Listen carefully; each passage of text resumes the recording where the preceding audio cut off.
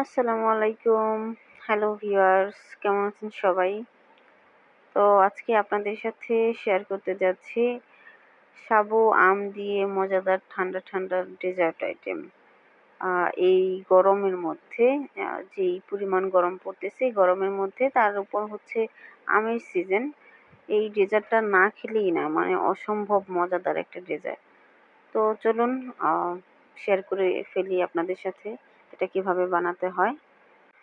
তার আগে বলবো, আমি কোনো ভিডিওতে এর আগে ভয়েস ওভার করি নাই। তো যদি কোথাও কোনো ভুল হয় অবশ্যই ক্ষমা দৃষ্টিতে দেখবেন সবাই। প্লিজ, এটা আমার দিক থেকে রিকোয়েস্ট। তো এই ডেজার্টটা বানানোর জন্য সর্বপ্রথম হচ্ছে পানিতে সাবুদানা ফুটিয়ে সিদ্ধ করে নিতে হবে। আর গরম পানিতে কিছুটা সাবুদানা দিবেন, তারপরে হচ্ছে এটাকে ফুটিয়ে সিদ্ধ করে নিতে হবে। এখন সাবুদানাটা সিদ্ধ হয়ে গেছে কিনা এটা কিভাবে বুঝবেন? যখন দেখবেন সাবুদানার ভিতরে ওই সাদা অংশটা চকচকে হয়ে গেছে, তখন বুঝে নেবেন যে এটা সিদ্ধ হয়ে গেছে। সাবুদানাটা যখন চকচকে হয়ে যাবে তখন হচ্ছে ছেঁকে ঠান্ডা পানিতে ধুয়ে রেখে দেবেন। যদিও বা আমি ধোয়াটা দেখাই নাই, ওটা স্কিপ করে গেছি। আপনারা অবশ্যই ধুয়ে নেবেন, তাহলে আঠালো ভাবটা চলে যাবে। তারপর একটা কড়াইতে ১ কাপ পরিমাণ গুঁড়া দুধ এবং পানি দিয়ে এটাকে ভালোভাবে নেড়েচেড়ে মিশিয়ে নিয়ে এখানে হচ্ছে কিছু পরিমাণ চিনি অ্যাড করে দেবেন। এই যে ভালোভাবে মিশিয়ে নিচ্ছি, তারপরে হচ্ছে অল্প কিছু পরিমাণ চিনি আমি অ্যাড করে দেব। আমি খুব কম পরিমাণ চিনি দিয়েছি, কেননা হচ্ছে আমটা অনেক মিষ্টি ছিল। আর আপনারা আপনাদের নিজেদের মতন মিষ্টি যে যেমন খান ওরকমভাবে চিনি অ্যাড করে নেবেন। তারপরে হচ্ছে এটা বলক আসার সাথে সাথে আমরা ২ চামচ পরিমাণ কর্নফ্লাওয়ার অ্যাড করে দেব।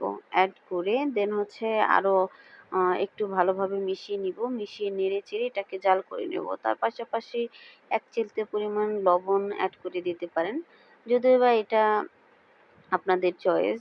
যে অনেকে হচ্ছে মিষ্টিতে লবণ খান না, বাট আমার কাছে দিলে ভালো লাগে, তাই আমি একটু দিয়ে নিয়েছি। তো এটা যার ইচ্ছা মতন। তারপর একটা ব্লেন্ডার জারে ১ কাপ পরিমাণ দুধ, দেন হচ্ছে কেটে রাখা ফালি করে রাখা আম, এই ২ টা দিয়ে একসাথে মিক্স করে একটা পেস্ট তৈরি করে নিতে হবে।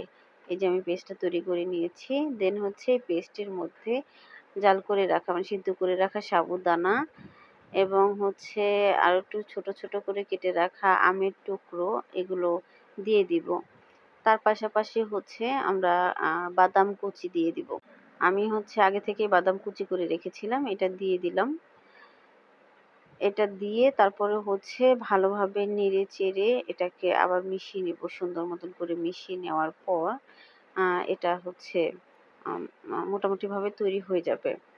তারপরে আমরা কি করব, এটাকে যদি এভাবেই ফ্রিজে রেখে দেই এটা শক্ত হয়ে যাবে, খেতে ভালো লাগবে না। আমরা যে দুধটা জাল করে রেখেছিলাম এই দুধটা হচ্ছে এটার সাথে অ্যাড করে দেব।